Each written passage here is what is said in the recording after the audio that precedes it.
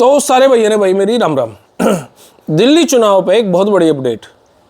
फिलहाल समय हुआ 11:15 का और रात के लगभग 11:30 बजे जो मेरे पास रिपोर्ट आई वो सट्टा बाजार की तरफ से आई, मतलब उड़ती उड़ती खबरें चली। उन्होंने बताया कि दिल्ली चुनाव में भाजपा के 40 से 42% वोट अब बढ़े हैं। अगर इतने प्रतिशत वोट बढ़े हैं तो फिर रिक्वायरमेंट कितने की है?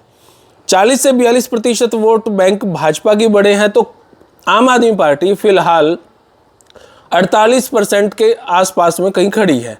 अब 42 वो 48 वो, अब इसका मतलब जो कांग्रेस है वो कहाँ है?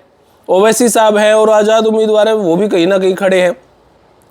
तो इस सारे समीकरण में ये लगने लग रहा है कि भाजपा कहीं ना कहीं मजबूत है।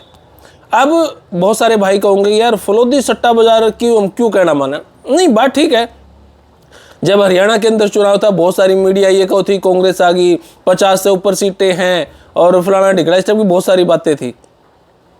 लेकिन फलोदी सट्टा बाजार एक ऐसा था, जहां तक मैंने उसको नोट किया, जब 3 राज्यों के चुनाव थे तब उसने कहा था कि भाजपा जीतेगी तीनों राज्यों में। हरियाणा का जब चुनाव था तो फलोदी सट्टा बाजार ने कहा था कि हरियाणा में भाजपा जीतेगी, और महाराष्ट्र का जब चुनाव था तो फलोदी सट्टा बाजार ने ही शायद ये कहा था कि भाजपा जीतेगी। अब जब दिल्ली में भाजपा को लेके फलोदी सट्टा बाजार का ये कहना है कि 40-42% लगभग वोट भाजपा के हैं, बढ़त में है, तो कहीं ना कहीं मजबूत स्थिति दिखाई दे रही है।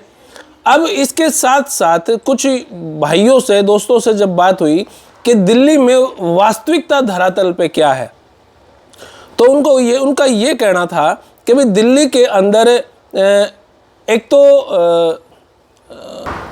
माफ़ी चाहूँगा थोड़ा सा इंटरप्ट हो गया था कुछ, तो दिल्ली के अंदर अभी एक तो नूपुर शर्मा का नाम चल रहा है और एक स्मृति ईरानी।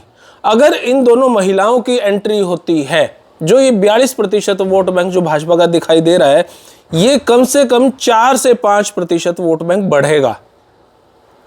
नूपुर शर्मा और स्मृति ईरानी की अगर एंट्री होती है, क्योंकि महिलाओं में एक बहुत बड़ा मैसेज जाएगा, और जिससे अगर महिलाओं में मैसेज ये बड़ा गया स्मृति ईरानी और नूपुर शर्मा का, तो वाकई में सच में ऐसा लगता है कि 4 से 5% वोट बैंक भाजपा का बढ़ेगा।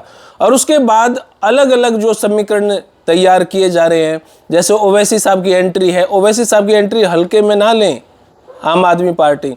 उधर से बात कर ले हम संदीप दीक्षित जी की, जो नई दिल्ली से और केजरीवाल साहब के खिलाफ जो इलेक्शन लड़ रहे हैं, शीला दीक्षित जी के सुपुत्र, उन्होंने अपनी कैंपेनिंग को बहुत अच्छे स्तर से बढ़ा लिया है। अब बात कर ले वहाँ कांग्रेस की किस तरीके से इलेक्शन लड़ रही है। राहुल गांधी जी की कल रैली थी, बहुत शानदार धमाकेदार रैली थी। अब की बार ये नहीं लग रहा कि कांग्रेस इलेक्शन को लाइटली ले रही है। राहुल गांधी जी की रैली के मायने बहुत बड़े भी लगाए जा रहे हैं इधर से, और सारे समीकरण अगर हम देखें तो अब की बार आमने सामने सिर्फ भाजपा और केजरीवाल नहीं है, ट्रायंगल में इलेक्शन लड़ा जा रहा है। और ये भी अनुमान लगाया जा रहा है कि अरविंद केजरीवाल जी हो सकता है किसी दूसरी सीट से भी इलेक्शन लड़ें।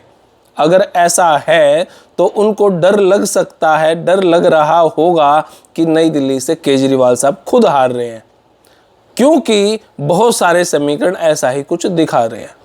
तो भाई मेरे भाई जितने भी दिल्ली में वीडियो देखे हैं, एक तो कमेंट बॉक्स में बताइए कि आप दिल्ली में कहाँ से वीडियो देखो, और आप ही वास्तविक स्थिति बताओगे कि दिल्ली की स्थिति क्या है, कौन मजबूत है कौन कमजोर है। हम तो खैर अभी ऑफिस में बैठे हैं, अपना हिसाब किताब देखने लग रहे हैं, लेकिन 1-2 दिन में इलेक्शन जब खुल के चलेगा तब भाई आपा भी आवांगे, और तब तक आपकी राय सबसे बड़ी है। हो सकता है हमारे पास कहीं से कुछ और खबरें आ रही हो, आपके पास कुछ और हों।